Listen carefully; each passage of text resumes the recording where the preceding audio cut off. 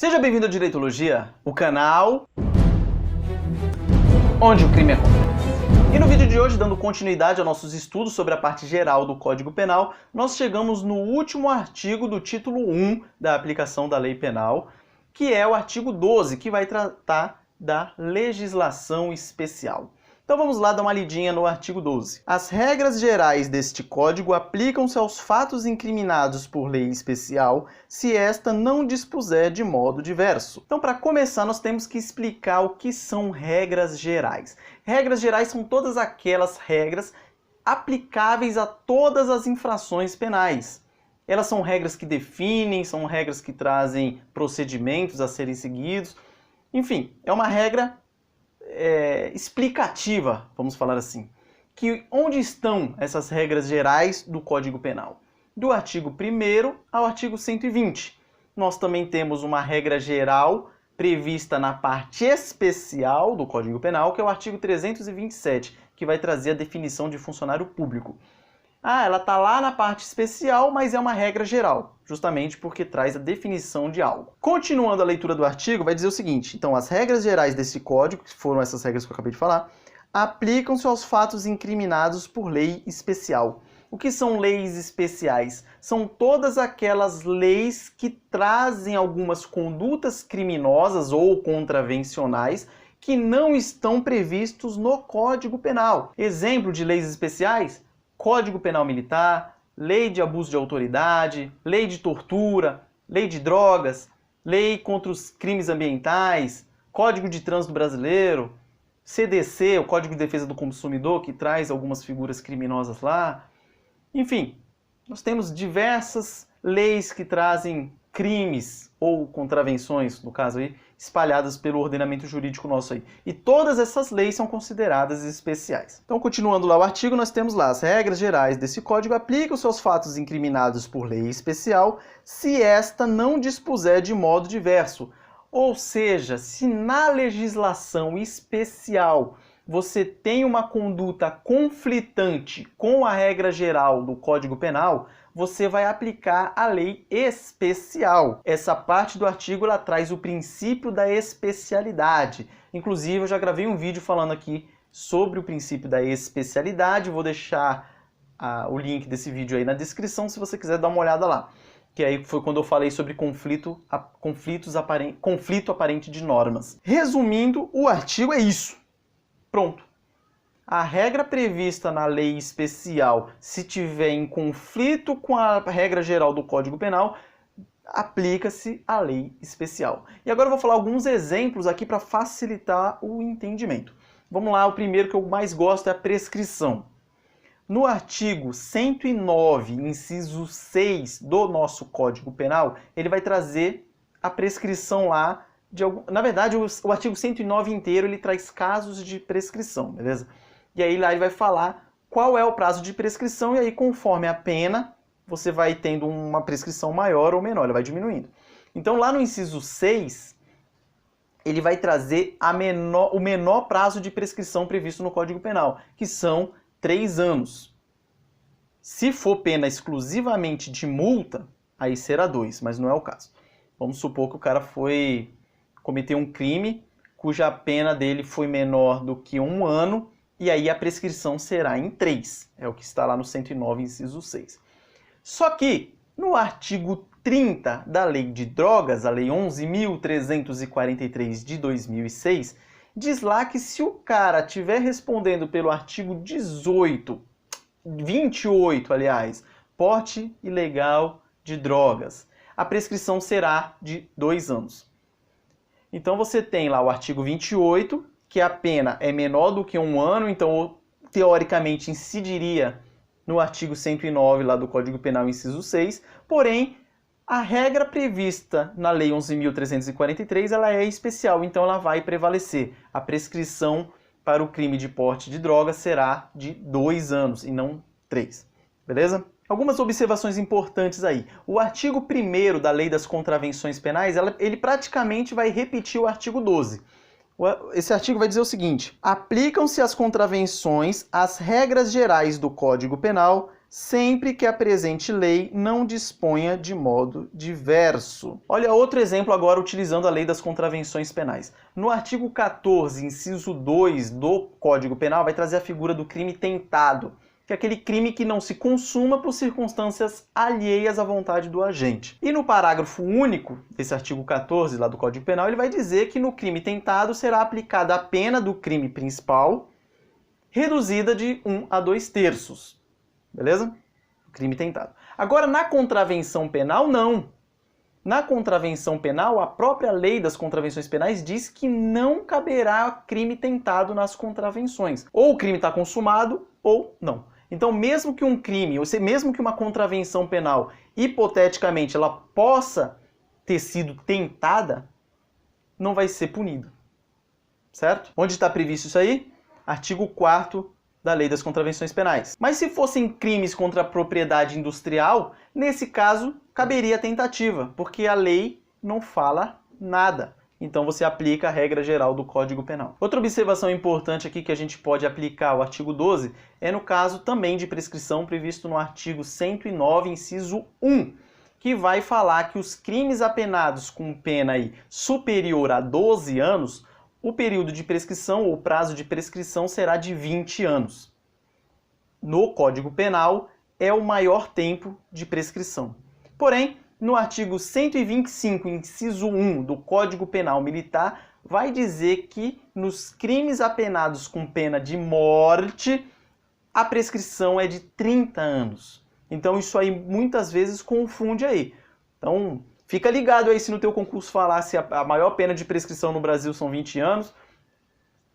Se não falar que é no Código Penal, essa alternativa está errada. Porque no Código Penal Militar traz lá a prescrição em 30 anos. Mais um exemplinho aí para ajudar a fixar. Estatuto da Criança e do Adolescente. Artigo 121, parágrafo 5º.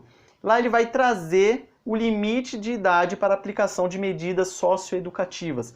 E vai dizer que a pessoa até 21 anos pode ser aplicada lá uma medida socioeducativa, prevista no ECA. Então, por ser lei especial, prevalece sobre a regra do Código Penal, que fala que abaixo de 18 anos, a pessoa é inimputável. Ou seja, de 18 para cima, é imputável e aplica-se a lei contra ela. Agora eu queria que a gente desse um pulinho no quadro ali para mostrar um exemplo interessante também, para ajudar também a fixar aí na cabeça. Voltando lá ao artigo do porte ilegal de drogas, que é o artigo 28 da Lei 11.343 de 2006, vamos supor que eu cometi esse crime com 20 anos de idade. Beleza? Quando vai prescrever esse crime? Aí que tá toda a jogada, todo o pulo do gato. Se você for lá no artigo 107, inciso 4 do Código Penal, ele vai trazer a figura da prescrição, certo? Beleza. A pena do artigo 28, todas são inferiores a 1 ano. Ok? Todas inferiores a 1 ano. Aí você pode se confundir e pensar que vai aplicar a regra prevista no artigo 109, inciso 6 do Código Penal, que vai falar lá que penas inferiores a 1 ano vai prescrever em 3 anos. Porém, como eu já tinha falado antes, é uma regra especial à lei de drogas. Ou seja, você vai aplicar o artigo 30 da lei de drogas. Lei de drogas. Que vai dizer o quê? Que vai dizer que, nesse caso específico do 28, vai prescrever em 2 anos. Só que eu tinha 20 quando eu pratiquei esse crime. Então você vai combinar o artigo 30 da Lei de Drogas, combinar com o artigo 115 do Código Penal, que vai dizer o seguinte: na data do fato, quem cometeu o crime era menor de 21 anos, reduz a prescrição pela metade. Então, em vez de ser 2 anos aqui de prescrição, será de 1 ano. Então, a sentença que extingue a punibilidade do cidadão aqui vai estar lá assim, bem bonita. Artigo 107, inciso 4, que é a prescrição, combinado com o artigo 30 da Lei de Drogas e artigo 115 do Código Penal também. Então, olha que interessante, você tem aqui regra geral e regra especial, tudo combinado numa sentença só.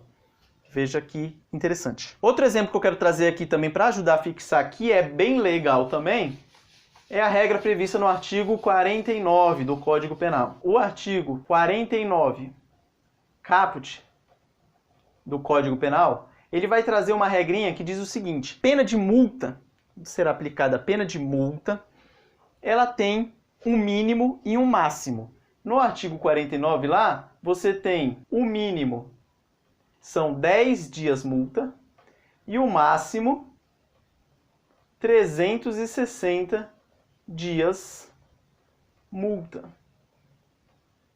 Não. Dias multa. Beleza? Só que você tem uma lei lá que pouca gente conhece, é a lei 9434 de 97, que nos seus artigos 14 a 20 vai trazer crimes envolvendo órgãos, tecidos e partes do corpo humano. Beleza? E lá nessa legislação, conforme você vai passeando pelos artigos aqui, esse limite vai variar. Então, dependendo do crime, você vai ter lá mínimo de 100 a 200 dias multa, ou 150 a 300 dias multa, ou 200 a 360 dias multa. Então, essa regra dessa lei, por ser uma lei especial, ela vai prevalecer sobre a regra geral prevista no Código Penal. Certo? Mais um exemplo aí para ajudar a fixar. Agora uma última observação aqui para a gente fechar o balão para não restar dúvidas aí. Uma alteração de regra geral vai gerar consequências na regra especial? Será que sim? Será que não? Em regra, não. Porém, pode sim haver consequências se essa alteração da regra geral for benéfica ao réu. Nós temos o exemplo do seguinte: o artigo 85 da Lei 9.099, ela vai dizer lá que se o condenado à pena de multa não efetuar o pagamento, essa pena de multa será convertida em pena restritiva de direito ou pena privativa de liberdade. Porém, em 96 nós tivemos uma alteração no artigo 51 do Código Penal que mudou a natureza da pena de multa. E aí a pena de multa ela passou a ser considerada dívida de valor. Então, se um condenado à pena de multa não efetuar o pagamento, esse valor vai ser inscrito na dívida pública. Na pior das hipóteses, vai sujar o nome dele, porém preso ele não vai mais. Beleza? Não vai converter em pena restritiva de direito e muito menos em pena privativa de liberdade. Certo? Tem lá a multa, não pagou, dívida de valor. Só que cuidado para não confundir o seguinte: às vezes a pessoa vai lá e é condenada vai a 8 meses de detenção e esses 8 meses de detenção é convertido em prestação pecuniária, por exemplo, e a pessoa não paga, aí sim pode converter de novo para outra restritiva de direito ou privativa de liberdade. Para ficar mais claro, a pessoa foi condenada a 8 meses de detenção mais 10 dias multa. Então, se esses 8 meses de detenção for convertido à prestação pecuniária, ele vai ter uma pena de prestação pecuniária e mais 10 dias multa. Se ele não pagar as duas, essa aqui pode voltar lá, pode ser convertida de novo em pena privativa de liberdade ou pena restritiva de direito. Essa dos 10 dias multa vai para inscrição na dívida ativa. Beleza? Espero que tenha ficado claro. Encerramos por aqui esse artigo. Qualquer dúvida, mande aí na descrição. E se você não assistiu os últimos vídeos, assista-os clicando aqui do lado, ó. Só clicar aí, já vai abrir lá direto, beleza? Forte abraço e até a próxima!